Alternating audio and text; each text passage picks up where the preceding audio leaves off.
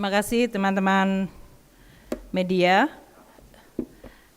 Hari ini kita melakukan kegiatan yang merupakan kegiatan rutin namun menjadi sangat penting karena ini adalah pelaksanaan dari Kabinet Indonesia Maju tahun kelima tahun terakhir, yaitu penyerahan DIPA untuk APBN 2024. Seperti diketahui bahwa APBN merupakan instrumen yang sangat penting di dalam mendukung berbagai program-program untuk mencapai tujuan pembangunan. APBN juga sangat-sangat strategis menjadi instrumen untuk melindungi pada saat ekonomi maupun juga masyarakat negara dihadapkan pada berbagai guncangan. Seperti tahun 2020 di mana kita menghadapi pandemi COVID-19 yang berlangsung hingga tahun 2022, APBN kemudian masuk dengan merevisi posturnya sehingga mampu merespons guncangan yang terjadi. Pada tahun 2020 dilakukan langkah-langkah extraordinary atau luar biasa dengan Perpu 1 nomor 2020 dan menjadi Undang-Undang nomor 2 tahun 2020, di mana anggaran APBN 2020 melonjak belanjanya menjadi 2.595 triliun, sementara pendapatan negara turun karena adanya pandemi COVID menjadi hanya 1.647. Dengan demikian defisit terjadi di atas 3%, yaitu 6,1%. Begitu pandemi mulai berangsur bisa diatasi dengan adanya vaksinasi, maka pada tahun 2021 di tengah penanganan pandemi, APBN tetap mendukung penanganan pandemi, melindungi masyarakat melalui kenaikan bansos dan juga untuk mendorong pemulihan ekonomi. Pada saat itu kita mampu untuk mulai berangsur pulih. Sekali lagi, pendapatan negara kemudian meningkat dari 1.647 menjadi 2.011 triliun. Sementara belanja juga meningkat di 2.786 triliun. Defisit tahun 2021 sudah mulai turun di 4,6%. Di tahun 2022 pada saat pemulihan ekonomi terakselerasi, kita dihadapkan pada situasi geopolitik yang bergerak dan berubah sangat cepat, di mana perang di Ukraina terjadi yang menimbulkan gejolak pada harga komoditas seperti energi dan pangan. Di situ sekali lagi APBN menjadi shock absorber dan terus mendukung pemulihan atau recovery dan juga melaksanakan dan mendukung berbagai reformasi yang terjadi. Tahun 2022 tersebut belanja negara bahkan mencapai 3.096 triliun rupiah, sementara pendapatan negara melonjak dari 2011 tahun 2021 menjadi 2.635,8 triliun. Dengan demikian tahun 2022 yang kita tutup tahun lalu, defisit APBN menurun sangat tajam menjadi hanya 2,4% dari GDP. Ini yang saya ingin sampaikan bahwa selama ini APBN selalu diandalkan menjadi instrumen utama dan strategis di dalam mencapai berbagai tujuan pembangunan dan melindungi dari berbagai gejolak dan shock. Tahun 2023 konsolidasi fiskal terus berlanjut.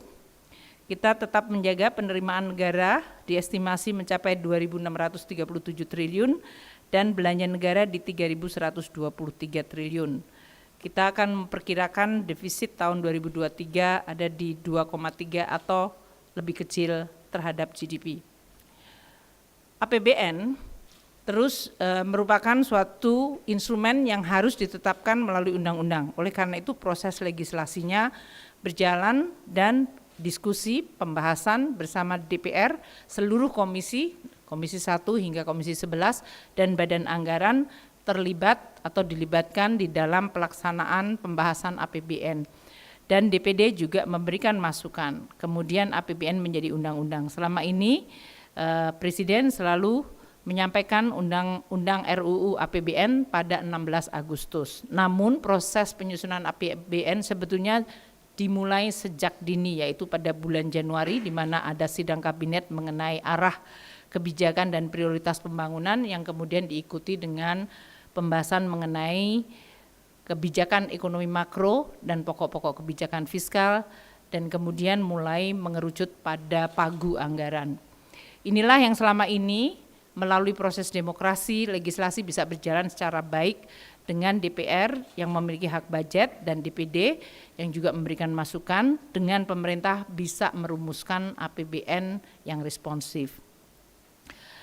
Dengan APBN yang selalu responsif, kita melihat APBN mampu untuk terus mendukung pemulihan ekonomi. Pertumbuhan ekonomi sekitar 5% bisa terjaga selama 8 kuartal pada saat dunia terus mengalami guncangan seperti yang tadi saya sampaikan. Dari mulai pandemi, kemudian volatilitas harga komoditas, dan juga sekarang kenaikan inflasi diikuti dengan kenaikan suku bunga pada jangka panjang. Dengan menggunakan APBN, kita mampu melakukan stabilisasi dari harga-harga sehingga inflasi di Indonesia menjadi sangat rendah. Kami teruskan, dan APBN dalam hal ini terus melakukan juga tugas untuk mendukung transformasi ekonomi Indonesia, termasuk di dalam hal ini adalah hilirisasi dan penciptaan nilai tambah dari perekonomian kita. Ini semuanya membuat kita perekonomiannya mampu untuk tetap resilient pada saat guncangan dan ketidakpastian terus berlanjut seperti yang tadi telah disampaikan oleh Bapak Presiden. Untuk tahun 2024 yang merupakan tahun terakhir bagi Kabinet Indonesia Maju di dalam bekerja sesuai dengan mandat 5 tahun, maka APBN disusun dengan asumsi makronya yang tetap optimis namun kita juga waspada. Kalau kita lihat asumsi pertumbuhan ekonomi 5,2%, tentu ini juga akan menghadapi tantangan terutama pada saat global environment atau lingkungan globalnya adalah mulai melemah, apakah itu di Amerika Serikat, kemudian juga di RRT dan negara-negara Eropa. Ini tentu harus menjadi kewaspadaan bagi kita. Inflasi kita menggunakan asumsi 2,8%, yang ini merupakan sesuatu yang kita jaga bersama-sama dengan seluruh jajaran pemerintah, mekanisme pengendalian inflasi yang akan terus kita jaga melalui Kementerian Dalam Negeri dengan seluruh pimpinan-pimpinan lembaga, dan juga dari sisi Bank Indonesia yaitu dari kebijakan moneternya. Nilai tukar rupiah diasumsikan 15.000 per dolar. Ini tentu juga terlihat pada tahun-tahun ini menunjukkan adanya tekanan terhadap nilai tukar karena kenaikan suku bunga yang sangat tinggi di negara-negara maju yang menyebabkan capital outflow. Situasi ini tentu harus kita waspadai. Suku bunga SBN 10 tahun diperkirakan di 6,7%, dan ini juga merupakan suatu perkiraan yang cukup optimis namun juga berhati-hati. Oleh karena itu, kita juga akan melihat berbagai asumsi ini di dalam dinamika global, terutama nanti menyangkut harga minyak yang untuk tahun 2024 diasumsikan pada tingkat $82 per barel dengan lifting 635.000 dan lifting gas 1.033.000 equal minyak. APBN 2024 akan mencapai berbagai program target pembangunan. Kemiskinan diperkirakan akan terus turun di 6,5 hingga 7,5%. Gini rasio juga akan diperkirakan makin membaik, yaitu makin meningkatkan pemerataan di 0,374 hingga 0,377, dan pengangguran terus ditekan pada level antara 5 hingga 5,7%. Sementara indeks pembangunan manusia akan meningkat di 73,99 hingga 74, dan nilai tukar petani 105 hingga 108, sedangkan nilai tukar nelayan mencapai 107 hingga 110. Tahun 2024 yang merupakan tahun terakhir, kita memperkirakan pendapatan negara akan mencapai 2.802,3 triliun rupiah.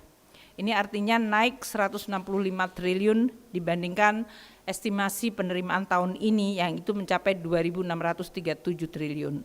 Belanja negara di sisi lain akan mencapai 3.123,7 triliun, 3.325,1 triliun, ini artinya naik 201 triliun dibandingkan belanja tahun ini yang sebesar 3.123,7 triliun. Seperti tadi dilaporkan di depan Bapak Presiden dan seluruh pimpinan lembaga dan menteri serta pemerintah daerah, defisit APBN tahun 2024 adalah 522,8 triliun atau ini artinya 2,29% dari PDB. Penerimaan pajak tahun depan diperkirakan masih tumbuh 9%, ini dengan melakukan langkah-langkah reformasi perpajakan, yaitu melaksanakan core tax system, ekstensifikasi, intensifikasi, kepatuhan, dan kita melakukan sinergi joint program dengan bea dan cukai maupun penerimaan negara bukan pajak maupun KL lainnya. Kita akan terus melaksanakan undang-undang harmonisasi peraturan perpajakan. Untuk tahun depan, kepabeanan dan cukai diperkirakan menyumbang 321 triliun yang terdiri dari cukai 246 triliun, bea masuk 57,4 triliun dan bea keluar 17,5 triliun. Ini tentu juga berhati-hati karena seperti tadi saya sebutkan lingkungan global dalam kondisi yang tidak pasti dan cenderung lemah. Untuk PNBP tahun depan diperkirakan mencapai 492 triliun rupiah, terutama dari sumber daya alam 284,3 triliun dan dari pendapatan sumber daya alam tadi 207,7 triliun maksud saya, dan yang non sumber daya alam adalah 284,3 triliun termasuk dividen dari BUMN dan dari BLU. Belanja pemerintah pusat tahun depan mencapai 2.467,5 triliun rupiah. Kalau kita lihat dibandingkan tahun ini berarti ada kenaikan 7,4%. Belanja ini ditujukan untuk satu, terus mendukung transformasi ekonomi, terutama program-program hilirisasi, revitalisasi industri, dan untuk menurunkan atau menghilangkan kemiskinan ekstrim, serta menurunkan stunting mencapai 14% pada akhir tahun 2024. Kita juga akan terus meningkatkan sesuai arahan Bapak Presiden, kualitas belanja pusat dan daerah secara efisien dan sesuai prioritas, dan memperbaiki subsidi tepat sasaran, dan meningkatkan pemerataan ekonomi. Beberapa belanja prioritas 2024 yang sering kita sampaikan untuk pendidikan 665 triliun, perlindungan sosial, ini termasuk pembagian untuk BLT atau melalui PKH dan bansos lainnya 496,8 triliun. Belanja untuk infrastruktur mencapai 423,4 triliun terutama untuk infrastruktur prioritas nasional seperti ICT, energi, pangan, dan konektivitas, dan pembangunan infra di IKN. Untuk belanja kesehatan tahun depan 187,5 triliun, termasuk untuk penurunan percepatan penurunan stunting dan perbaikan jaminan kesehatan nasional. Tahun depan ketahanan pangan dialokasikan anggaran 114,3 triliun dan untuk hukum serta pertahanan keamanan dialokasikan anggaran 331,9 triliun rupiah. IKN akan dialokasikan untuk tahun 2024 sebesar 40,6 triliun. Ini untuk jalan tol, pembangunan kawasan inti, terutama untuk kantor kementerian dan pembangunan rumah susun ASN, rumah tapak untuk pejabat negara, dan infrastruktur ketenaga listrikan. Tahun depan kita juga akan terus mendukung pelaksanaan pemilu yang total anggarannya akan mencapai 38 triliun dan antisipasi kalau sampai terjadi putaran yang kedua. Untuk transfer ke daerah, tahun depan akan mencapai 857,6 triliun. Ini di dalam rangka untuk seperti yang diarahkan Bapak Presiden, sinergi antara kebijakan pusat dan daerah dalam APBN dan APBD, terutama dari sisi belanja. Kita juga meningkatkan kualitas pengelolaan TKD dan terutama juga untuk penggunaan transfer di dalam rangka untuk meningkatkan rekrutmen ASN daerah yang tadi disampaikan adalah untuk berbagai kebutuhan kesehatan pendidikan. Untuk itu harmonisasi pengelolaan dari transfer ke daerah akan terus ditingkatkan melalui regulasi policy dan juga untuk meningkatkan kualitas belanja sehingga memberikan manfaat pada masyarakat. APBN 2024 akan tetap dinamis di dalam merespon berbagai gejolak yang terjadi. Presiden tadi mengarahkan adanya automatic adjustment yang harus diantisipasi oleh seluruh kementerian lembaga di dalam rangka untuk mereka mampu merespon secara fleksibel berbagai ketidakpastian. Mungkin itu yang bisa saya sampaikan kepada teman-teman media. Terima kasih. Kalau ada pertanyaan, monggo. Yuk.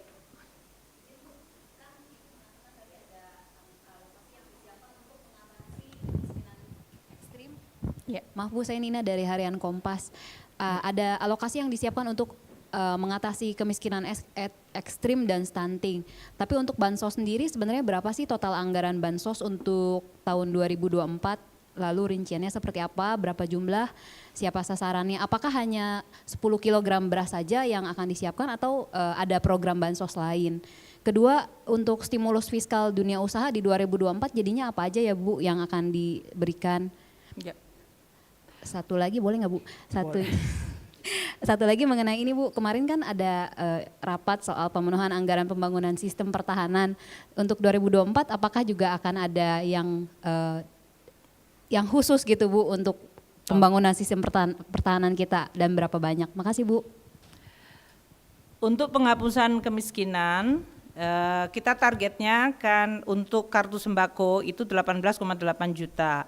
Kita nanti akan terus memperbaiki datanya, dan ini antara Kementerian Sosial, DTKS dengan BPS yang sudah melakukan Reksosek, Register Sosial Ekonomi Data, melalui Menko PMK dalam hal ini akan terus melakukan pemadaan dari data-datanya.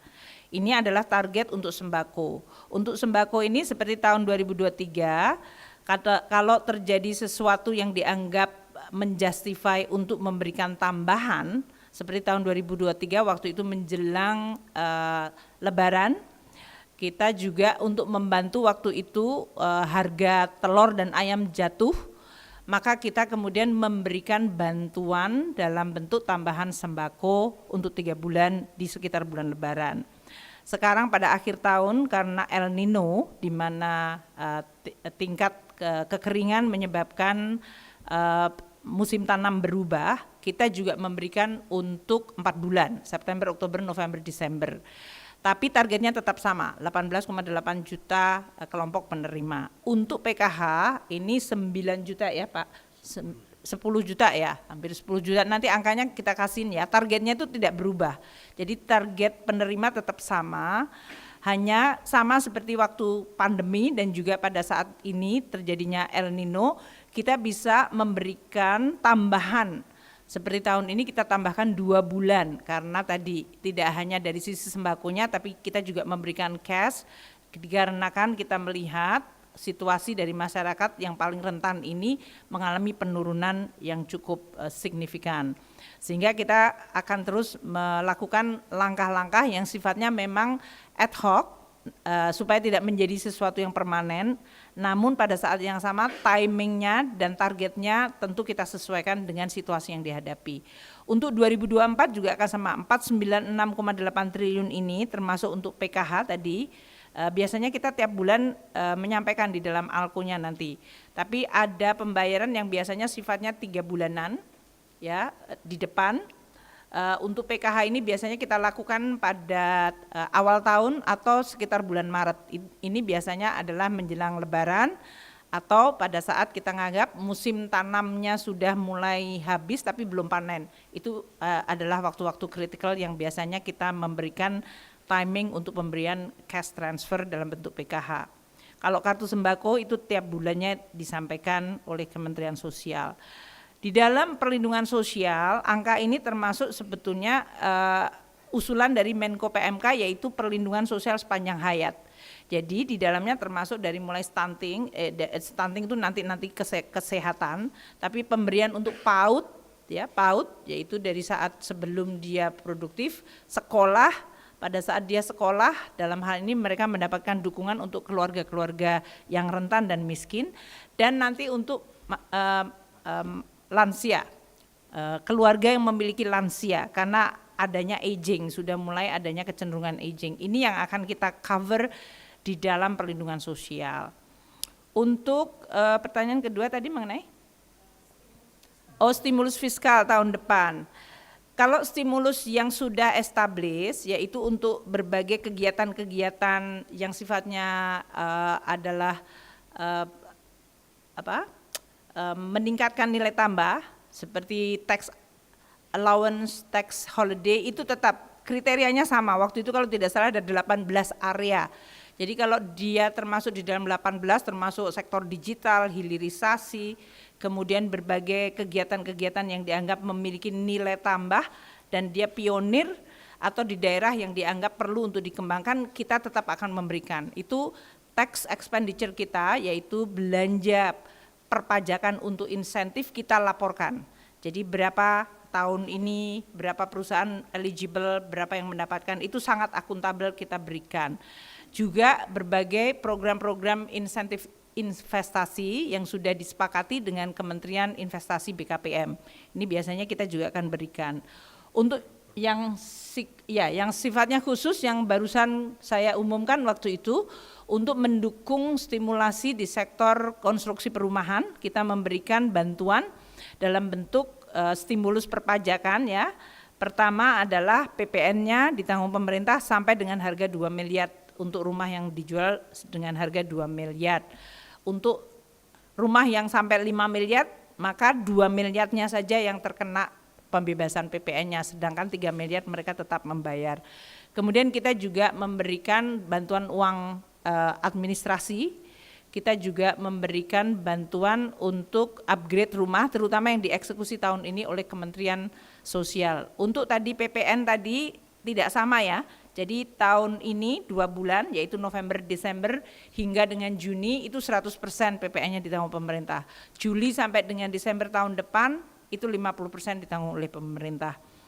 Kemudian kalau untuk mobil listrik itu juga sudah kita sampaikan waktu itu berbagai insentif perpajakan di dalam rangka untuk meningkatkan demand maupun dari sisi respon supply-nya, yaitu investasi. Jadi tidak ada yang berubah dari sisi itu. Untuk pertemuan kemarin dengan Menteri Pertahanan itu sebetulnya untuk membahas mengenai belanja dari alutsista, terutama yang berasal dari pinjaman luar negeri. Seperti diketahui bahwa Kementerian Pertahanan anggarannya adalah anggaran yang ada di dalam DIPA yang seperti hari ini disampaikan sama seperti kementerian yang lain. Namun untuk Kemenhan ini ada alokasi yang cukup signifikan, yaitu dari pinjaman luar negeri. Untuk tahun 2020 hingga 2024, waktu itu sudah disetujui oleh Bapak Presiden 20,75 miliar US dollar untuk periode 2020-2024. Nah, kemarin karena adanya berbagai perubahan, maka alokasinya dinaikkan untuk 2024 menjadi 25,0 billion US dollar. Jadi terjadi kenaikan yang cukup signifikan dari 20,75 miliar US dollar ke 25 miliar US dollar. Itu yang kemarin disepakati. Sementara untuk sampai dengan tahun 2034, yaitu 3 Renstra tetap disesuaikan, tetap sesuai dengan keputusan Bapak Presiden sebelumnya, yaitu 55 miliar US dollar yang akan untuk memenuhi berbagai kebutuhan belanja alutsista dari pinjaman luar negeri selama 3 Renstra. Jadi dalam hal ini 2024 sampai 2029 nanti, dan kemudian 2029 sampai 2034. Mungkin itu ya. Oke, cukup.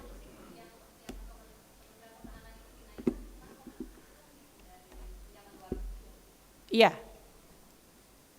Kebutuhannya memang yang disampaikan oleh Kementerian Pertahanan, mereka menganggap bahwa kebutuhannya sesuai dengan kondisi alutsista dan kemudian ancaman serta peningkatan dinamika geopolitik dan geosecurity, dan di sisi lain juga masih sesuai dengan rencana kita dari sisi perencanaan penganggaran jangka menengah panjang. Gitu ya, makasih.